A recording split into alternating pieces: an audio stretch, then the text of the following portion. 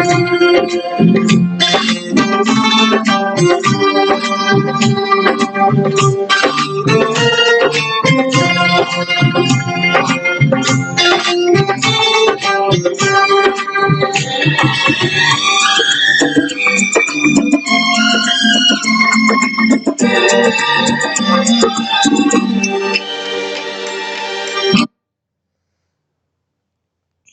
Rail साथियों,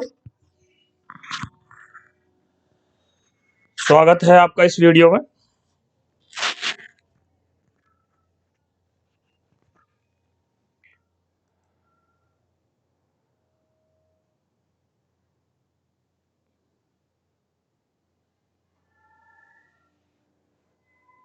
काफी rail साथियों की ये समस्या रहती है कि सर पढ़ाई के लिए समय नहीं मिल पाता है, नौकरी करते हैं, नौकरी करने के बाद समय नहीं मिल पाता है, थक जाते हैं, आराम की जरूरत होती है और भी कई जिम्मेदारी पूर्ण छोटे मोटे काम देखने पड़ते हैं। तो मैक्सिमम रेल साथियों की यही प्रॉब्लम है। और लेकिन फिर भी काफी रेल साथी परीक्षाएं देते हैं, सफल होते हैं, पदोन्नति पाते हैं, स्टेप बाय स्टेप आगे भी बढ़ते हैं और काफी रेल साथी छलांग भी लगाते हैं। तो काफी जो रेल साथी हैं उनसे मेरी बात होती रहती है। तो मैं थोड़ा सा आपको गाइड करना चाहूंगा कि आप जो आपकी व्यस्तता भरी लाइफ है उसमें भी आप टाइम निकाल सकते हैं और अपने तरीके बदल सकते हैं। तरीके जो बदल सकते हैं उसके हिसाब से आप पढ़ाई कर सकते हैं और कुछ से अलग ट्रिक्स अपनाकर भी आप पढ़ाई कर सकते हैं। तो मैं आज यहाँ बात करूंगा कि थोड़ा सा एक अलग हट करके थोड़ी स्मार्ट स्टडी की जाए तो आपकी व्यस्तता के बीच भी आपको समय निकाला जा सकता है और आप पढ़ाई कर सकते हैं और रेलवे में पदोन्नति के हकदार हो सकते हैं और आगे बढ़ सकते हैं रेलवे में। तो मैं थोड़े से यहाँ पढ़ाई के तरीके बताता हूँ। मेरे हिसाब से जो पढ़ाई करी जाती है वो मेरे हिसाब से 8 तरीके हैं। 8 तरीकों से आप पढ़ाई कर सकते हैं। पढ़ाई करने के मैं 8 तरीकों के बारे में आपको बताऊंगा कि पढ़ाई 8 तरीकों से की जा सकती है। जनरली हम पहला तरीका जो जानते हैं वो जनरल तरीका है रीडिंग, यानी पढ़ना, रीडिंग करना। जैसे हम न्यूज़पेपर की रीडिंग करते हैं तो ये रीडिंग का भी एक तरीका होता है। रीडिंग के जरिए हम पढ़ाई कर सकते हैं। और रीडिंग का मतलब पढ़ना, यानी मैगजीन, कोई भी बुक्स आप अपने हमेशा बैग में रख सकते हैं और जब भी आपको रनिंग में या ट्रेन में बैठे हैं या कहीं भी टाइम मिलेगा, गार्डन में बैठे हैं या लंच में बैठे हैं, तो उस समय आप अपनी मैगजीन निकाल के या जो बुक आप पढ़ते हैं या नोट्स जो पढ़ते हैं उसको निकाल के उस समय उस लंच का या ब्रेक का या जो आप गार्डन में बैठे हैं या ट्रेन में यात्रा कर रहे हैं उस समय आप उस मैगजीन बुक या उसको पढ़ करके अपना टाइम बचा सकते हैं और उस टाइम का यूज कर सकते हैं। तो ये पढ़ने में आ गया सीधा सीधा। दूसरा तरीका है लिखना। लिखने से भी अधिक पढ़ना और लिखना, लिखने से अधिक समय तक जो आपकी स्मृति है दिमाग में है, लिखने की आपकी आदत बनती है। तो आप डेली शाम को सोने से पहले या शाम को जब आप घर पे पहुंचते हैं तो आपको 1-2 पेज या 3-4 पेज लिखने की आदत डालनी चाहिए। तो लिखने से कई फायदे होते हैं, ये आप जानते भी हैं। तो पढ़ाई रीडिंग करके या पढ़ने से भी हो सकती है, पढ़ाई लिखने से भी हो सकती है। और तीसरा है सुनना।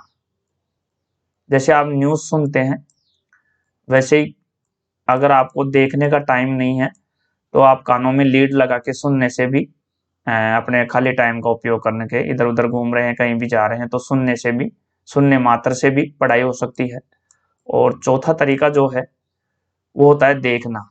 देखने का मतलब यहाँ पे अगर आप यूट्यूब पे वीडियो देख रहे हैं तो वीडियो देख रहे हैं यूट्यूब पे तो वीडियो देखने से भी आपकी पढ़ाई होती है। यूट्यूब पे यदि आप वीडियो देख रहे हैं तो वो एक तरह जैसे मूवी देखा जाता है वैसे ही वीडियो भी आप देख सकते हैं। तो वीडियो देखने से भी एक पढ़ाई को अंजाम मिलता है, एक पढ़ाई होती है वीडियो देखने से भी। और पांचवा है बोलना। यदि आप बोल बोल के पढ़ते हैं तो वो अधिक देर तक स्मृति में रहता है। तो आप अकेले हैं तो आप अपने कमरे में बैठे बैठे अकेले बोल बोल के पढ़ सकते हैं। और छठा है जो आपका प्रायोगिक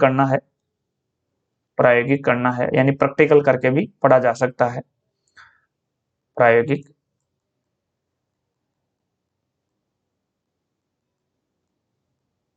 और सातवां है आपका रिवीजन। रिवीजन बहुत जरूरी है, समय समय पे आपको रिवीजन भी करना चाहिए, समय समय पे आपको रिवीजन भी करना चाहिए। और प्रश्न नंबर 8 है तर्क वितर्क करना, जिसको अपन डिस्कस कहते हैं। डिस्कस भी करना चाहिए। डिस्कस से क्या है, डाउट क्लियर होते हैं और एक दूसरे को ऐसे साथियों का समूह में जुड़ना चाहिए, ग्रुप में जुड़ना चाहिए जहां आप डिस्कस कर सकें और किसी प्रश्न के बारे में जान सकें। तो ये जो पढ़ाई के मैंने 8 तरीके बताए हैं, इन 8 तरीकों से आप पढ़ाई कर सकते हैं। आप यदि किसी से डिस्कस करते हैं तो डिस्कस के माध्यम से भी पढ़ाई होती है और पढ़े हुए का रिवीजन करना भी बहुत जरूरी होता है। और प्रैक्टिकल करके भी आप पढ़ाई कर सकते हैं। किसी कार्य को प्रैक्टिकल में किया जाता है तो वो ज्यादा बेस्ट होता है, ज्यादा याद रहता है और वो ज्यादा कारगर होता है। बोल बोल के भी आप पढ़ाई कर सकते हैं। यूट्यूब पे वीडियो देखना भी आपका पढ़ाई का एक अंग है, उससे भी पढ़ाई हो सकती है। यदि आप कहीं ऐसी जगह है, सुनसान जगह है जहाँ वीडियो नहीं देख सकते या कहीं जा आ रहे हैं, केवल कानों में लीड लगा के भी आप सुनने मात्र से भी पढ़ाई होती है। और यदि आपको टाइम मिलता है तो लिखना चाहिए, लिखने के कई फायदे हैं, तो लिख के भी पढ़ाई कर सकते हैं आप। और रीडिंग रीडिंग मार के, जैसे आप न्यूज़पेपर पढ़ते हैं वैसे ही बुक्स की, नोट्स की, इनकी रीडिंग मारनी चाहिए। तो रीडिंग मारने मात्र से भी पढ़ाई होती है। तो मेरे हिसाब से ये 8 तरीके हैं जिसको आपको पढ़ाई के अंदर यूज में लेना चाहिए, जिसको आपको पढ़ाई में यूज लेना चाहिए। तो यहाँ 8 तरीके हैं। यदि आप इन 8 तरीकों में से कोई सा भी तरीका अपनाते हैं तो आपकी पढ़ाई रेगुलर होती रहेगी और आपका लेवल बढ़ता रहेगा। जैसे मान लीजिए आपको टाइम बहुत कम मिलता है लेकिन आप ऐसी स्थिति में हैं कि कानों में लीड लगा के कोई काम कर सकते हैं या जा रहे हैं कहीं पे भी, तो आप सुनने मात्र से भी पढ़ाई होती है, लिखने से भी पढ़ाई होती है, रीडिंग मारने से भी पढ़ाई होती है, यूट्यूब पे वीडियो देखना भी एक पढ़ाई का हिस्सा है, बोलने से भी पढ़ाई होती है, प्रैक्टिकल करने से भी पढ़ाई होती है और पढ़े हुए को रिविजन करना भी लेवल को बढ़ाना है। और डिस्कस करने से डाउट क्लियर होते हैं। यदि आप गलत पढ़ रहे होते हैं तो किसी ग्रुप में जुड़ जाते हैं तो वहां भी आपका डिस्कस से आपकी पढ़ाई क्लियर होती है। तो डिस्कस के लिए हमारा यूट्यूब पे ग्रुप है, जो व्हाट्सएप ग्रुप है उससे जुड़ सकते हैं।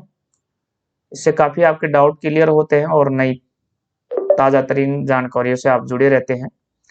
तो कहीं ना कहीं ग्रुप से भी जुड़ना बहुत जरूरी है क्योंकि ग्रुप में कई डाउट्स क्लियर हो जाते हैं और कई चीजें अपने को क्लियर हो पाती है। तो मेरे हिसाब से मेरा विचार था ये, आपके तरीके अलग हो सकते हैं, ये मेरे तरीके थे। हो सकता है आपके तरीके अलग हो, हर क्योंकि हर जो स्टडी करता है हर आदमी के अलग तरीके होते हैं, हर रेल कर्मचारी का अलग तरीका हो सकता है।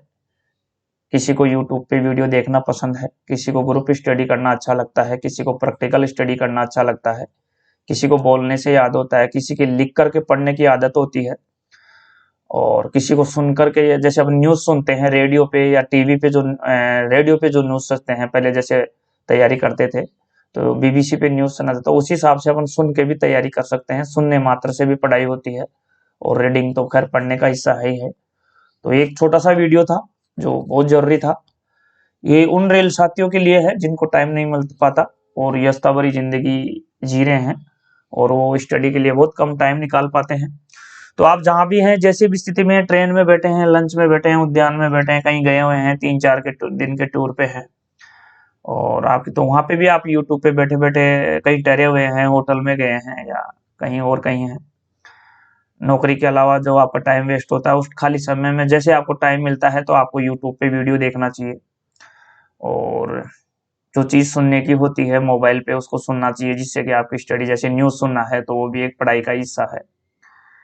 जैसे करंट अफेयर्स के लिए आप न्यूज़ सुनते हैं, न्यूज़ सुनते रहते हैं रेडियो में या मोबाइल की लीड लगा के न्यूज़ सुनते हैं, वो भी पढ़ाई का हिस्सा है। और जैसे आप पत्र पत्रिकाएं पढ़ते हैं, न्यूज़पेपर पढ़ते हैं या रीडिंग करते हैं किसी बुक की, नोट्स की, तो वो भी पढ़ाई का हिस्सा है।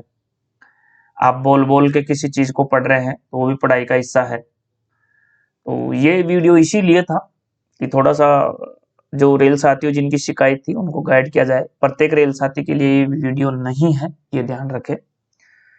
ये उनके लिए था जो रनिंग स्टाफ में रहते हैं और उनका टाइम अधिकतर समय कोच में या पटरियों पे बीतता है, तो वहाँ भी वो यूट्यूब के वीडियो देख सकते हैं, सुन सकते हैं।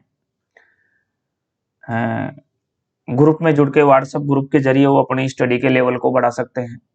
अकेले हैं तो बोल बोल के याद कर सकते हैं, और यदि घर पे हैं तो लिख करके नोट्स बना के वो अपनी स्टडी का लेवल बढ़ा सकते हैं।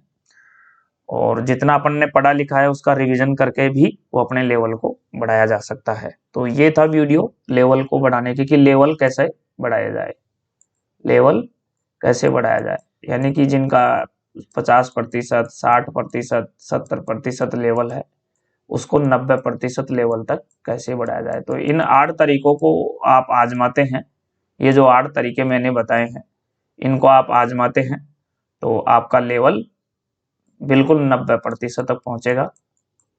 ऐसी मेरी सोच और समझ है। आपके तरीके मेरे से भिन्न हो सकते हैं, ये जरूरी नहीं कि जो मैं तरीका बता रहा हूँ वो आप पे लागू हो, लेकिन अगर ये तरीका आजमाते हैं तो आपको लाभ मिलता है और खाली समय का सदुपयोग आपका होता है।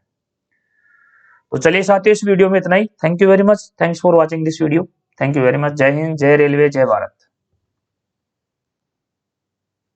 फिर मिलेंगे हम एक नए वीडियो में, तब तक आज्ञा दीजिए। नमस्कार, थैंक यू वेरी मच।